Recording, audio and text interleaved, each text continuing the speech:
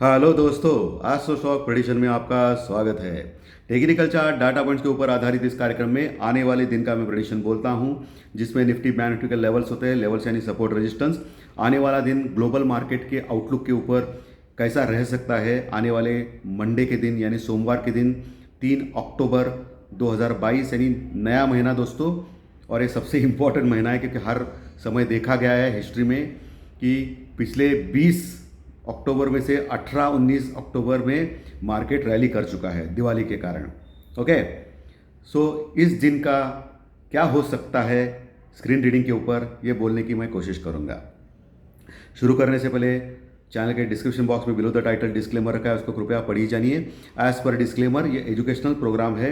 इसके तहत जो भी मैं बोलता हूँ ये मेरी पर्सनल राय है, मेरी खुद की राय है। आपके प्रॉफिट या लॉस, लाभ या हानि के लिए मैं और मेरा चैनल जिम्मेदार नहीं रहेंगे, रिस्पॉन्सिबल नहीं रहेंगे। ये प्लीज़ प्लीज़ नोट करके रखिए। चलिए दोस्तों, शुरू करेंगे। दोस्तों, बुम बुम ज्योतिष शास्त्रीय प्रेडिक्शन कार्यक्रम में मैंने कल के दिन का प्रेडिक्शन क्लियरली बोला था कि तेजी रहेगी और वो 100% सही निकली। और दूसरा सबसे इम्पॉर्टेंट चीज़, मैंने ये भी बोला था कि बैंक निफ्टी लगभग 1000 पॉइंट का रैली कर सकता है। बोला था ना दोस्तों। यही नहीं, पिछले 2-3 दिन पहले भी बोला था कि आने वाले फ्राइडे तक, शुक्रवार तक बैंक निफ्टी 1000 पॉइंट की रैली कर सकता है। और गुरुवार के दिन भी रात को बोला था ज्योतिष शास्त्र प्रेडिक्शन में कि 1000 पॉइंट की रैली बैंक निफ्टी जरूर कर सकता है, और हो गया दोस्तों। ये सब गणेश जी की कृपा है। लगातार प्रेडिक्शन सही आ रहे हैं, ज्योतिष शास्त्र प्रेडिक्शन हो या टेक्निकल चार्ट डाटा पॉइंट्स का हो। टेक्निकल डाटा जो कार्यक्रम था गुरुवार का, जो फ्राइडे के लिए था, उस समय मैंने बैनर भी यूट्यूब का लगाया था कि रैली करेगा बैंक निफ्टी 1000 पॉइंट, 500 से 1000 पॉइंट। बिल्कुल सही आ गया। तो ये इंपॉर्टेंट होता है, आप जो एनालिसिस करते हैं, आप जो प्रेडिक्शन करते हैं, वो सही होना चाहिए। एटलीस्ट 80% तो 80% के ऊपर सही होना चाहिए, नहीं तो कुछ फ़ायदा नहीं है यूट्यूब चैनल का। ठीक है, कितना भी अट्रैक्टिव करो आप यूट्यूब चैनल, कितना भी शो पीस करो, लेकिन सिंपल अगर आप बोलोगे, और जो भी दो साइड में बोलना कुछ फ़ायदा नहीं है। मैं कभी कभी बोलता हूँ दो साइड, लेकिन बहुत कम बार बोलता हूँ जब मार्केट दोनों साइड में होता है।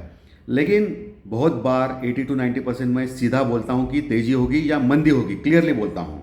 ठीक है, ये दोनों साइड की नीति कुछ फ़ायदा नहीं है क्योंकि हाँ, आपका यूट्यूब चैनल जो है वो ग्रो कैसा करेगा लोगों के ऊपर है।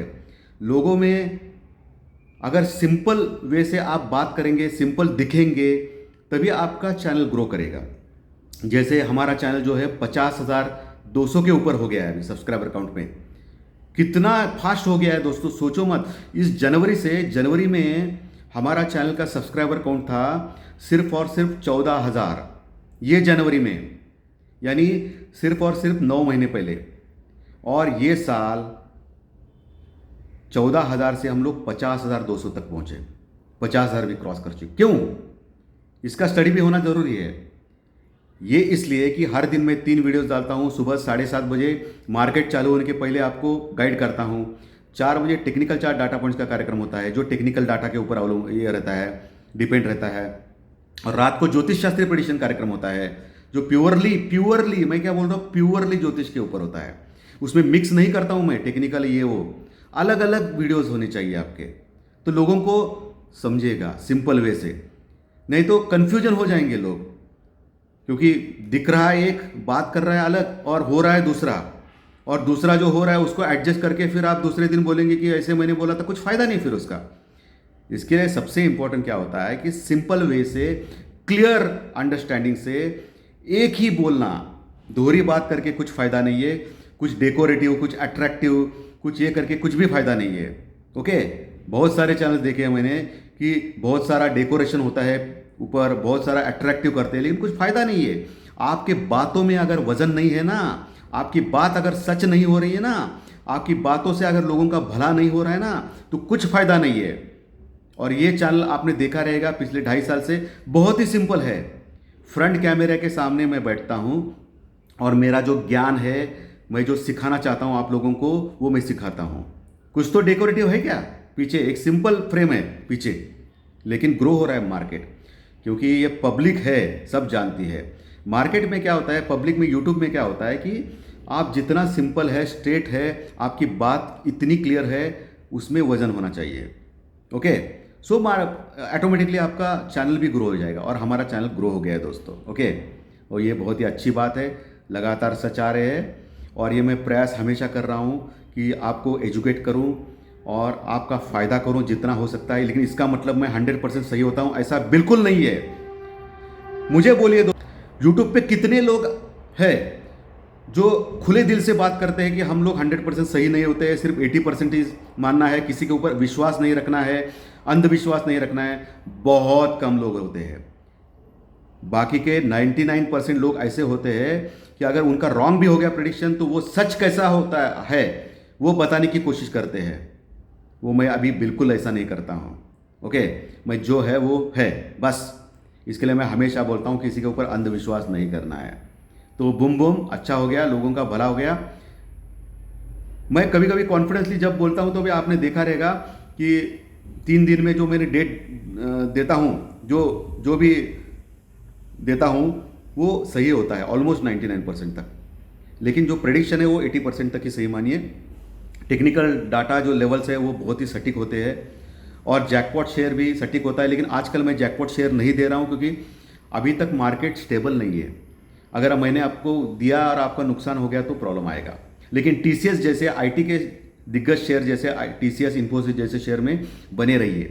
क्योंकि क्या है कि कितना भी निगेटिव हो, लेकिन अभी क्या है, आईटी के शेयर्स ऑलरेडी इतने नीचे आए हैं कि उनमें अभी गिरावट पॉसिबल ही नहीं ज़्यादा।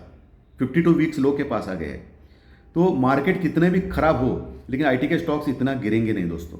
सो आईटी के टीसीएस जैसे शेयर्स में बने रहिए, वही मेरे जैकपॉट शेयर रहेंगे आने वाले 1-2 महीने के लिए।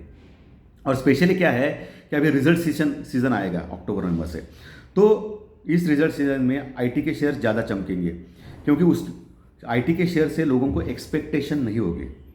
ठीक है, क्योंकि आईटी के शेयर्स ऑलरेडी गिर चुके हैं। अगर उन्होंने अच्छा रिजल्ट पोस्ट किया तो 10-10% बढ़ेंगे दोस्तों आईटी के शेयर्स, इन्फोसिस, टीसीएस जैसे शेयर, विप्रो जैसे शेयर्स। तो इसके लिए आईटी के शेयर्स में बने रहिए, यही मुझे लगता है भाई। ओके, सो दोस्तों चलिए, अभी फ्राइडे के दिन जो हो गया वो हो गया। चलिए, अभी एसजेक निफ्टी जो है वो 127 पॉइंट माइनस में दिखा रहा है। ये क्यों दिखा रहा है? उसके वजह 2 रीज़न है। पहली रीज़न है हमेशा की तरह अमेरिकन मार्केट का नौटंकी। रात को हमेशा की तरह 500 पॉइंट गिर गया, गिरते ही जा रहा है, कुछ भी सपोर्ट रेजिस्टेंस नहीं है, कुछ भी सपोर्ट नहीं, रेजिस्टेंस का तो छोड़ो अमेरिकन मार्केट में। तो उसके चलते हुए ग्लोबल मार्केट सब खराब हो रहे हैं, और 500 पॉइंट गिर गया डो जोन्स। इसके लिए हमारा मार्केट 127 पॉइंट माइनस में दिखा रहा है। हालांकि European market flat to positive close हो गए, एशियन मार्केट अच्छे खासे पॉजिटिव हो गए, हम तो बहुत ही ज़बरदस्त बुलिश क्लोज हो गए। आखिर में थोड़ा प्रॉफिट बुकिंग हो गई, ऊपर के लेवल से 100 पॉइंट नीचे, बैंक निफ्टी भी 200-300 पॉइंट नीचे आ गया। लेकिन मार्केट, बैंक निफ्टी लगभग 1000 पॉइंट प्लस में क्लोज हो गया, 38,600 के पास। और निफ्टी जो है वो भी ज़बरदस्त क्लोज हो गया 17,100 के पास, 17,100 के नीचे थोड़ा सा क्लोज हो गया, लेकिन ज़बरदस्त पॉजिटिव क्लोज हो गया। ओके, 17,050 का जो मैंने लेवल दिया था रेजिस्टेंस का, उसने आराम से ऊपर क्रॉस किया और उसके ऊपर ही क्लोज हो गया। अभी लगातार दूसरा दिन क्लोज करता है या नहीं देखना पड़ेगा। लेकिन मैंने ये भी बोला था आपको प्री मार्केट रिपोर्ट में कल, और टेक्निकल चार्ट डाटा पॉइंट्स के कार्यक्रम में क्या बोला था?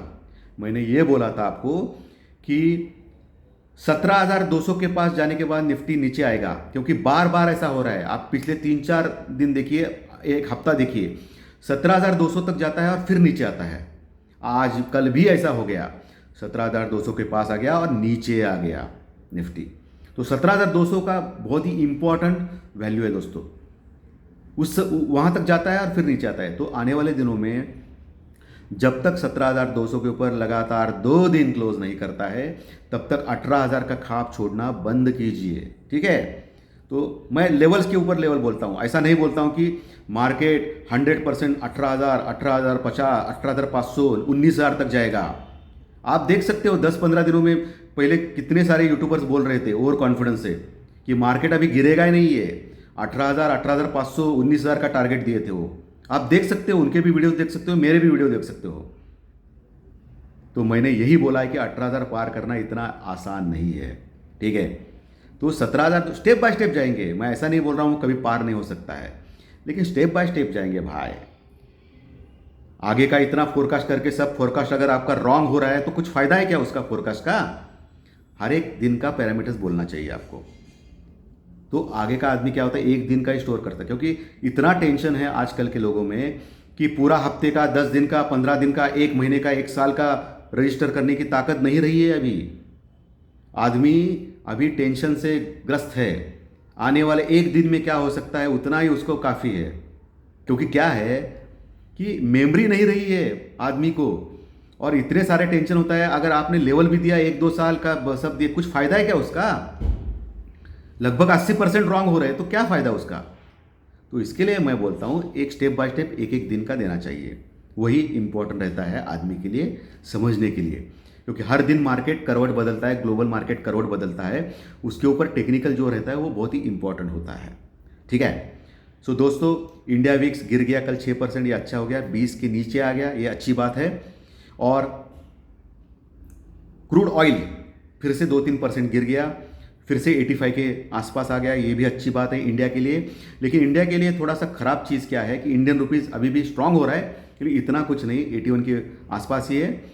और दूसरा चीज़ सबसे इम्पॉर्टेंट, हमारा जो इकोनॉमिकल ग्रोथ है, जो डाटा जो रिलीज हो गए फ्राइडे के दिन, उसमें बहुत सारे इकोनॉमिकल डाटा जो है ग्रोथ के वो नीचे है दोस्तों, 9 मंथ्स के लो के नीचे है।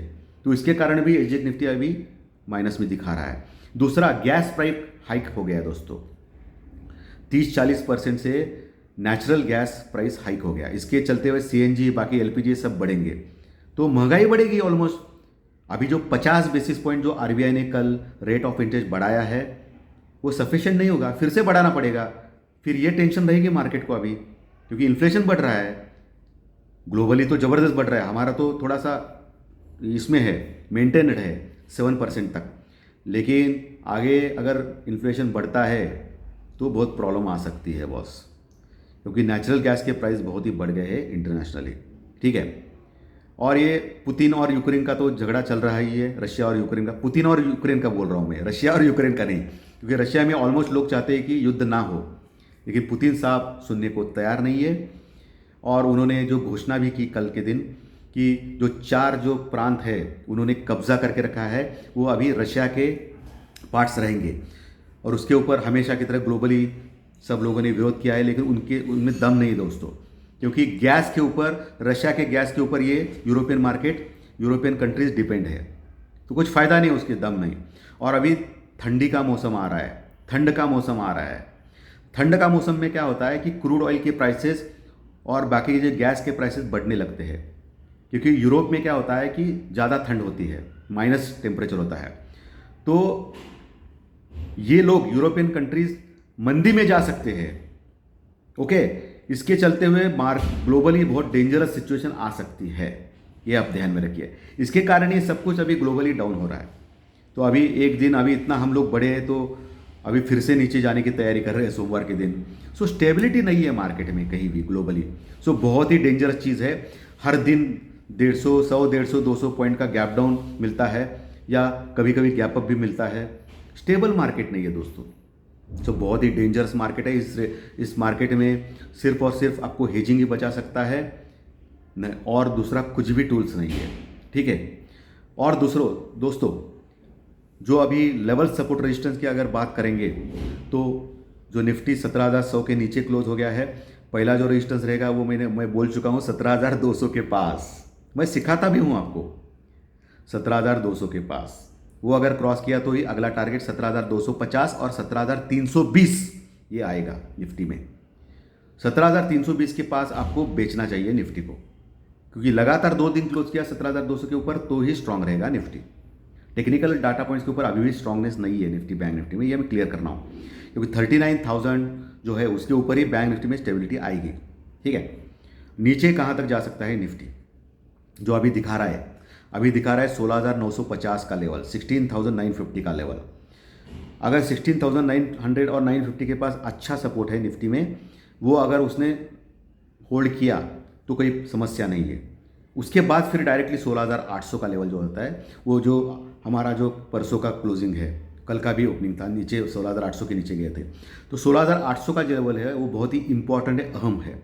मार्केट जब तक 16,800 के नीचे नहीं जाता है तब तक हम लोग सोच नहीं सकते कि 16,500 के पास हम लोग जाएंगे नहीं फिर, ठीक है। 16,800 के बाद डायरेक्टली 16,700 है, उसके बाद डायरेक्टली 16,500 है, ये लेवल है, आपको दिमाग में रखना चाहिए लेवल। 16,800 के नीचे अगर मार्केट टिकता है निफ्टी तो बहुत वीक हो जाएगा। तो 16,900 950 ये पहला सपोर्ट का लेवल देखिए, वहाँ पुट राइटिंग अच्छी हो गई है और 16,800 के पास भी निफ्टी में अच्छी पुट राइटिंग हो गई, तो ये सपोर्ट का काम करेंगे। ओके, बैंक निफ्टी 39,600 के ऊपर क्लोज हो गया। पहला जो रेजिस्टेंस है वो 39,000 के पास डायरेक्टली अभी, 38,800 भी नहीं, अभी 39,000 के ऊपर कॉल राइटिंग ज़बरदस्त हो गई है। तो वो आपको नज़र में आना चाहिए कि 39,000 ऊपर अगर टिक गए तो ही ऊपर जा सकते हैं, उसकी संभावना भी कम है क्योंकि कोर सेक्टर की जो है, बड़े बड़े कोर सेक्टर्स हमारे, उसकी ग्रोथ कम हो गई है, हम भी लपेट में आ रहे हैं मंदी की। ओके, सो थोड़ा सा अभी डेंजरस सिचुएशन है मार्केट में, ये मैं क्लियरली बोल रहा हूँ। ओके, सो 39,000 ऊपर का सब रेजिस्टेंस है जहाँ कॉल रेटिंग अच्छी हो गई बैंक निफ्टी में। नीचे कहाँ तक जा सकता है बैंक निफ्टी? नीचे अभी फिर से 38,000 की यात्रा कर सकता है सोमवार के दिन, अगर ये गैप डाउन जो दिखा रहा है वो अगर हो गया तो सही में, तो 38,000 के पास ही उसका सपोर्ट का लेवल है। अगर 38,000 के पास मेंटेन किया उसने ऊपर तो फिर पॉजिटिव आ सकता है बैंक निफ्टी, क्योंकि रिलेटिवली बैंक निफ्टी में पीसीआर जो है, पुट कॉल रेशो सिर्फ एक है, यानी बैलेंस है बैंक निफ्टी में पीसीआर, ऊपर भी नहीं नीचे भी नहीं, ओवरबॉट भी नहीं ओवर सोल्ड भी नहीं, तो एक के पास पीसीआर है बैंक निफ्टी का जो बैलेंस है, ठीक है। यानी 38,000 के आसपास जाने के बाद वो फिर एक शॉर्ट कवरिंग आ सकती है बैंक निफ्टी में, ध्यान में रखना सोमवार के दिन। वही निफ्टी में पीसीआर 1.20 का है जो ओवरबॉट के आसपास जा रहा है, हालांकि 1.45 के ऊपर ओवरबॉट होता है, लेकिन पीसीआर जो ज़्यादा है निफ्टी में वो थोड़ा सा डेंजरस सिचुएशन है। सो निफ्टी रिलेटिवली ज़्यादा गिर सकता है सोमवार के दिन। ओके, सो ये आपको ध्यान में रखना है। तो बैंक निफ्टी 38,000 का सपोर्ट, उसके नीचे 37,500 का जो सपोर्ट है, जो अभी मेंटेन किया है मार्केट ने बैंक निफ्टी में, इतने खराब मार्केट में भी वो सबसे बढ़िया सपोर्ट है बैंक निफ्टी में। ओके, तो ये सपोर्ट रेजिस्टेंस मैंने क्लियरली आपको दिए हैं, वो आपको आपके दिमाग में रखना चाहिए दोस्तों। और मार्केट में ये नहीं भूलना चाहिए कि मार्केट किसी का नहीं होता है, मार्केट के ऊपर डिपेंड मत रहो, प्रॉपर हेजिंग करो, प्रॉपर स्टॉप लॉस रखो और खेलो इंडिया खेलो। ओके, और आपका जो प्यार है ऐसा ही बना रहे इस चैनल के ऊपर, ये प्यार नहीं तो और क्या है दोस्तों, ये प्यार ही है बस। और सबसे इम्पोर्टेंट, बाकी के जो यूट्यूबर्स हैं जो अभी भी इस चैनल की निंदा करते हैं और बहुत सारे कुत्ते भौंकते हैं इस चैनल के ऊपर, जो 2-3 दिन के पहले मुझे बोल रहे थे कि 1000 पॉइंट बैंक निफ्टी बढ़ेगा नहीं, बैंक निफ्टी कैसे बढ़ेगा, फ्राइडे के दिन आपने बोला था, आपने नहीं तुमने, ऐसा गंदा गंदा बोलते हैं। उन सभी यूट्यूबर्स जो इस चैनल के पीछे लगे हुए हैं और जो कुत्ते भौंक रहे हैं, उनको यही मैं बोलना चाहता हूँ कि जिसके घर शीशे के होते हैं वो दूसरों के घर पे पत्थर फेंका नहीं करते हैं, समझ गए भाई। सो निंदा मत करो, अपना अपना चैनल देखो। हम लोग आपके जैसे दोहरी बात तो नहीं करते हैं, सिंपल वे से आते हैं और बोलते हैं लोगों को जैसे समझता है, समझने में डिफ़िकल्टी नहीं होना चाहिए। एक इधर बोल दिया, एक उधर बोल दिया, एक टेलीग्राम चैनल के ऊपर अलग बोल दिया, एक यूट्यूब पे वीडियो में अलग बोल दिया, ये दोहरी नीति चलेगी नहीं भाई। ये दोहरी नीति से तो ये इंडिया बर्बाद हो गया है। एक विजन होना चाहिए। अगर यूट्यूब पे आप बोलेंगे एक विजन से तो वही आपको कंटिन्यू करना चाहिए। यहाँ बोल दिया, इधर बोल दिया, वहाँ बोल दिया, क्यों कंफ्यूज करते हैं लोगों को? लोगों को एक ही बोलना चाहिए बस। पब्लिक है भाई, पब्लिक सब जानती है। तो ये कुत्ते जो भौंक रहे हैं इस चैनल के ऊपर, जिनको जलन हो रही है कि 50,000 सब्सक्राइबर के ऊपर हम लोग गए हैं, उन कुत्तों को यही कहना चाहता हूँ, भौंकना चालू करो आप, मुझे कोई फ़र्क नहीं पड़ता है। ओके, क्योंकि आदमी जब बड़ा होता है तो ये कुत्ते भौंकने लगते हैं, क्योंकि उनकी ग्रोथ नहीं होती है और सब यहाँ से कॉपी करते हैं और अपने इसमें डालते हैं। तो करने दो, कोई प्रॉब्लम नहीं, कोई समस्या नहीं मुझे। तो आज का कार्यक्रम अच्छा लगा तो लाइक का बटन दबा के प्रोत्साहित कीजिए, खराब लगा तो डिसलाइक ज़रूर दबाइए। ये एकमात्र चैनल है जो लाइक के लिए आपको फोर्स नहीं करता है और डिसलाइक दबाने के लिए बोलता है अगर खराब लगा तो। और जो नए दर्शक पहली बार ये चैनल देख रहे हैं वो सब्सक्राइब का बटन दबा सकते हैं ताकि आपको हर दिन के 3 वीडियोस ज़रूर मिलेंगे जिससे आपको मार्केट में हेल्प होगी। ओके दोस्तों, तो थैंक यू वेरी मच दोस्तों। फिर मिलेंगे कल ज्योतिष शास्त्रीय प्रेडिक्शन कार्यक्रम में। Thank you.